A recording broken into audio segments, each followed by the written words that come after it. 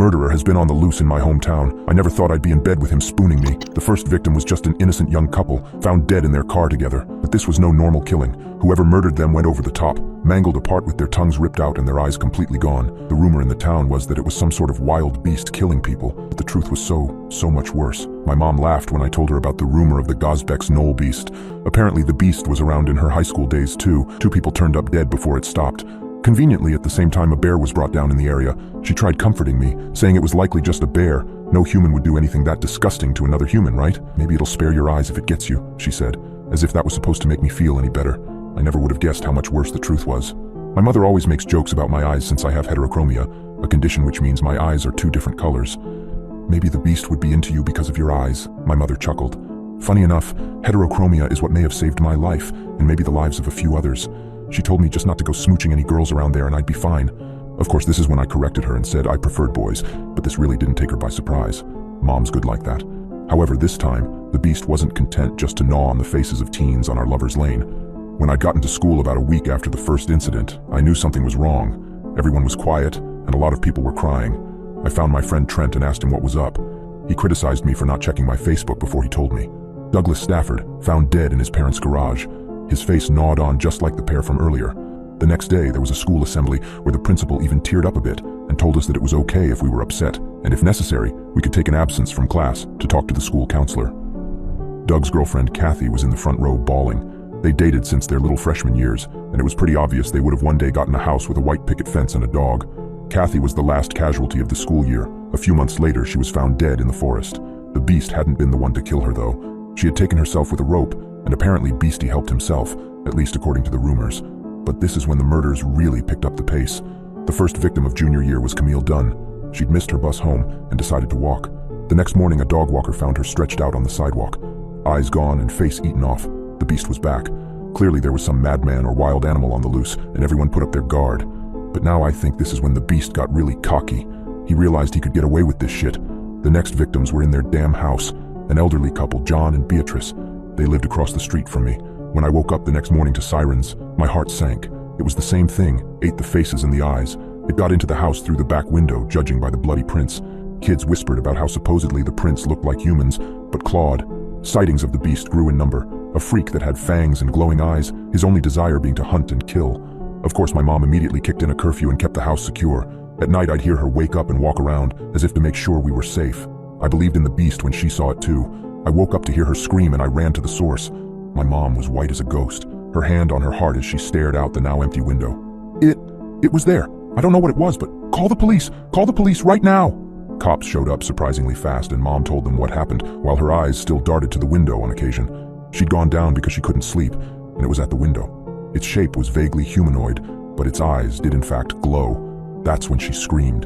It must have not expected her to see it as it took off running. And sure enough, when I went into the backyard the next morning, its feet were indeed clawed. I didn't bother collecting evidence as I'm sure everyone would have thought I faked it, but I knew the beast was real. 2 days later, I got kidnapped by my so-called friend. I was walking home from school when Trent ran up behind me, acting all buddy-buddy until he got close. Then I felt a switchblade press against my side. Trent was still smiling, but it was cold, dark. Start walking, you queer. I didn't try to be the hero and get the knife. Trent was bigger than me and I didn't have a prayer. We walked until we got to his car where he pushed me into the back seat and he duct taped my hands and feet together. He drove us out of town to this abandoned old shed.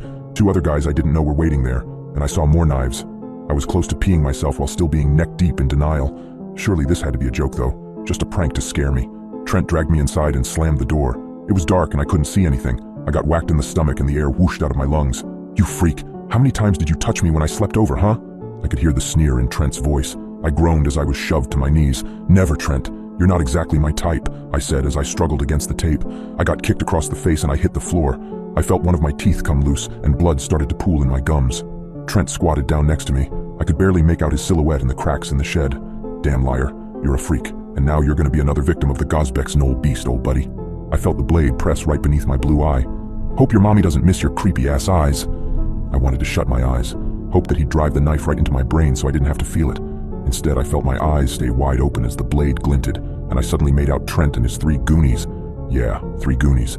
There were only 2 outside the shed. Guess the beast really doesn't care for copycats. I heard the scream before the tallest of the figures slammed the other 2 heads together. When standing straight up, he almost reached the ceiling. Trent whipped around, and the blade nicked below my eye. What the hell? Another whack, and Trent was on the ground. I heard him choking and realized I smelled blood. The figure moved onto me and he hoisted me up to his level. I felt claws tear my shirt. I was certain I'd be dead. Then I felt the monster pause. Eyes? I passed out. When I came to, it was now dark outside, and we were no longer in the shed. Now we were in a cabin lit by a lantern, and I saw the beast in his entirety. He looked vaguely human, wearing what looked like a loincloth, had pale skin and black stringy hair that hung down his back. His skin was occasionally broken up by patches of scales, and his fingers looked like a tiny blade stuck out of each. His spine was lined with thin bristles that would rise and fall with each breath. Trent was hung up in the corner by a hook, awake and filled with terror. I could smell more blood. The beast examined Trent's face thoughtfully before his middle finger carved through his cheek. I shut my eyes tight when I heard Trent scream. The beast made almost no sound at all, other than a soft hum as he worked on carving off Trent's face. When I took a peek, I saw the gleaming white of Trent's cheekbones. My eyes shut again. Finally, when the screams went quiet, I heard footsteps approach, felt his huge presence kneel over me. His hair smelled like pond weeds. Open your eyes. I did, although I'm not sure why.